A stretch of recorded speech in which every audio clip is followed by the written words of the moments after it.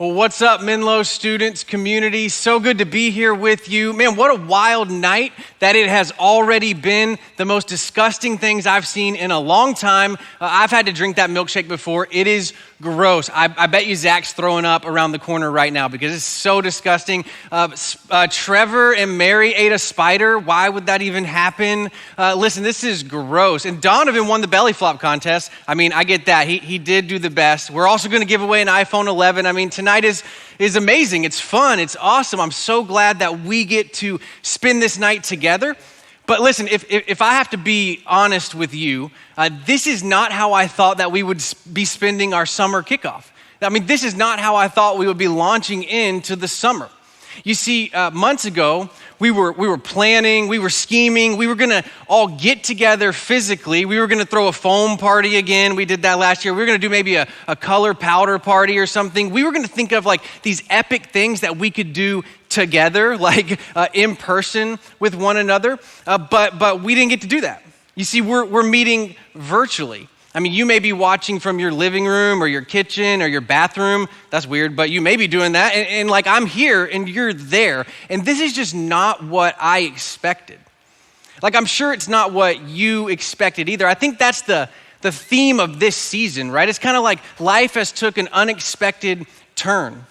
I mean, you had summer plans, right, that you were thinking about. I had summer plans. My wife and I and our kids, we were going to go down to Disney, and we were going to spend time at Disney. We were going to save up $10 million, and we were going to go purchase tickets, and we were going to go act like we were having a blast in between all the meltdowns and the tears. We were going to post it on Instagram, and you were going to like our photos because we were going to be having an awesome time. We were going to be having a vacation. We were going to be getting away from the stress of the world, right? And then something unexpected happened. Disney closed down because of a worldwide pandemic. So not only did I not get to go on my vacation and relax, my life actually got harder. I mean, seriously, daycare closed. So we've had 2 kids at home with us for months now. We've been working from home, and literally I'm going insane. Like, my life went from I'm gonna have this awesome vacation to things are as hard as they have ever been. And maybe that's true for you as well. You know, you had plans this summer, right? You were going to go to Pondy. You were going to go to a camp. You were going to take a vacation with your friends. You were going to take a vacation with your family. Like, you had these plans, and then they got changed, and then they got altered, and things aren't really rolling forward in the way that you thought that they would roll forward. And maybe for you, life has gotten more challenging. I mean, maybe it's just being at home with your brother or sister or your mom or dad, and you're like, oh man, this is really difficult. Or maybe honestly, it's the emotional toll of being in isolation, being in quarantine. I mean, maybe for you, 6th graders, it's your first time here. It's your first day with us, and you had all these thoughts, all these plans for the summer, and you're like, oh man, I'm not sure if they're going to be able to happen now. I had these trips planned. I was going to go do stuff, and now things changed. Life got a little bit more difficult. And then, in the midst of COVID, in the midst of quarantine, we had the George Floyd tragedy happen and strike our country. And we were all staring face to face with the evil that is racism and systematic injustice. And some of us have been in those conversations for a long time, and others of us are just now entering into those conversations. But the truth is, we're all having conversations about this topic, and it's so important. And it's the right thing that we're talking about it. But I will say this, it's complex. It's not simple. There's tension. It's difficult. It can be uncomfortable. And so we have COVID, which made things unexpected. And then we have this national crisis, which has elevated us into another kind of zone of just life is not what we thought that it would be in this season. And so the question I want to ask you today is, as a person of faith, as someone who is a Jesus follower, how do we approach when life gets unexpected? When life gets hard, when life gets difficult. And I admit, I know that there might be some of you out there who you're just exploring faith. You're not sure you would call yourself a Jesus follower. And I think you can take this talk in and you can evaluate what we're talking about. And listen, I'm so glad that you're joining us in this conversation because I think faith matters when it comes to life and when life gets unexpected and when life gets difficult. And so we're going to look at this group of people in the Bible. You see, in the New Testament, there's a book called Hebrews. And the book of Hebrews was written to a group of Christians, but these Christians were kind of a specific kind of Christian. You see, these Christians, for the most part, had grown up in the Jewish faith. So they grew up in the Jewish faith, and then they converted to Christianity. Things were going well, maybe for a little bit, but then they got to a time where things were really difficult, where things were unexpected, where things weren't what they thought that they would be at that moment. You see, they started to be persecuted by the government. They started to be searched after. They would have to go into hiding and have church in homes on back streets, and they would have to be secretive and careful. And if they got caught, they might be beaten, they might be killed. And so things weren't going how they thought that things were going to go.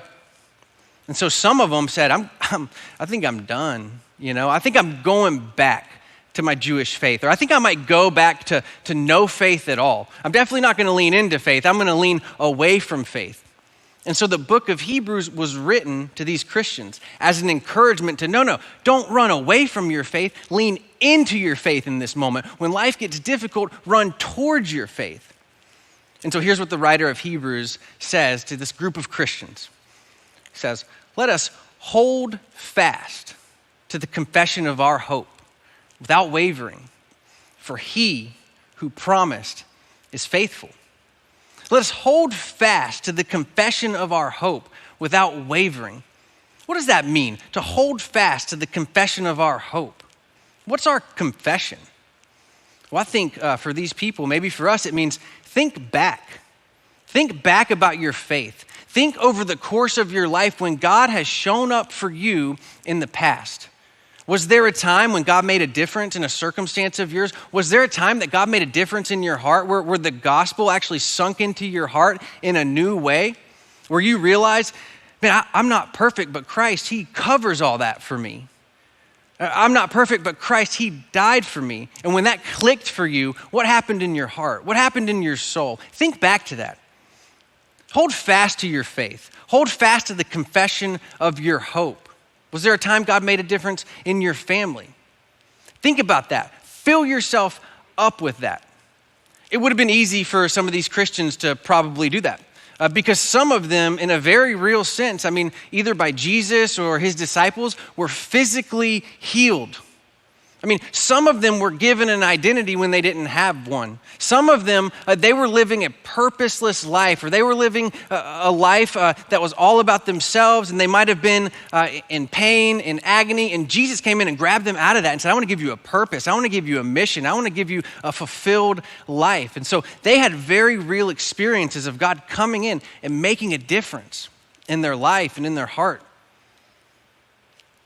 Think back to your faith. Fill yourself with hope. And maybe you have had that experience. Think back about that time. In a season where everything's going crazy, center in on what has happened in the past, what God has done in the past. Why? Because he who promised is faithful. What does that mean? Well, the same God who was working then is still working now. Why? Because he's faithful. He who's promised to be with you then, he who was with you then is faithful to be with you now. Is faithful to be with you right now in your present circumstance. You may not know the plan, you may not have a plan, but God has a plan for your life. God sees you right where you're at. So fill yourself up with hope about what God has done in the past to give you hope for the present, to refill your hope tank. That'd be a good idea, but it doesn't stop there. Doesn't stop there. So the verse continues. He doesn't just say, fill yourself up with hope and then stop there. But then it goes on to say, and let us consider how to stir up one another to love and good works, not neglecting to meet together. You see, we don't just fill ourselves up. God doesn't just fill us up with hope so that we can feel better about our situation. God fills us up with hope so that we can spread hope to others, so that we can give hope away to our life group, to our friends, to our neighbors, to our families, to anyone around us. You see, think about your faith story, fill yourself up with hope, And then what did the verse say? The verse said, and then come together, meet together with one another, and think about how you can stir each other up to love and good works. How do I love people better? How do I love the world better? How do I bless the world more? How do I do good in the world? We'll get together with a community of believers, meet together, and stir one another up to love and to good deeds so you can spread that hope, so you can give that hope away. You see, that's what Jesus is always about, filling us up with hope and then helping us to spread hope to those around us. And so in this season, that's what we're gonna do at Menlo Students this summer. We are gonna spread hope. We're gonna continue to meet together each and every week. Maybe it's virtually just like this. It's gonna be in life groups every week. We're gonna meet together and we're gonna stir each other up to love and good works. How can we bless the world? How can we spread hope? We meet together every Wednesday, 7 o'clock, right here, YouTube Live. Maybe we're gonna eat tarantulas every week. I don't know, but we're gonna get together and then we're gonna go into life groups. And we've got this series that we're gonna start this summer. It's called Seasons. And we're gonna make it a priority to maintain connection with each other each and every day. We've got a Bible reading plan that's gonna go along with that series. You see, we're gonna meet together and we're gonna talk about ways we can spread hope. We're gonna go on a 5K together. Our whole church is doing it and we're gonna be involved in that. You're gonna hear more about that next week. We're gonna bless our communities. We're gonna represent local businesses on our Instagram accounts so you can go spread hope to them by literally being a patron at their business, because times have been hard for them too. You see, the world is lonely and hopeless right now, and we're gonna spread hope. And we've got a list of other things coming your way.